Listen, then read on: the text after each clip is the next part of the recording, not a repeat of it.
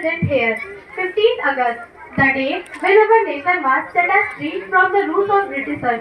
Exactly 77 years ago, the day happened which our freedom fighters have been waiting for since long and for which they have sacrificed their lives.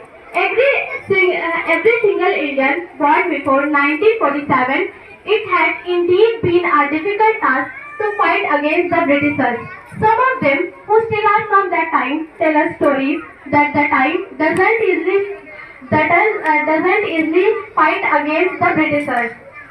Uh, doesn't easily fight against the Britishers. Independence Day is not only the day to celebrate freedom, but also to remember those heroes, those freedom fighters who have lost their lives just to save ours and to protect our nation. Remembering and celebrating this day, our mind and thought get stuck to just one person, Mahatma Gandhi, the man behind everyone's struggle for freedom and the martyrs who have sacrificed their lives to get the country's liberalization. It was Mahatma Gandhi who stood against the rules of Britishers and fought for the liberty. Now, if we talk of democracy, it gives us right to live freely in our nation. Our first Prime Minister's hard work shall not be forgotten, who have laid towards our nation, making it a forward-thinking nation.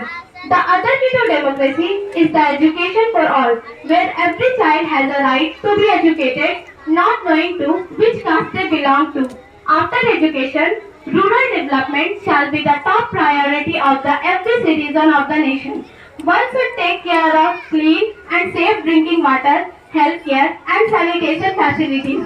The development of village can help us to achieve a balanced growth in life. Our cultural heritage is loved by all, so let us be stronger and make our India stronger than the international stage in terms of variety.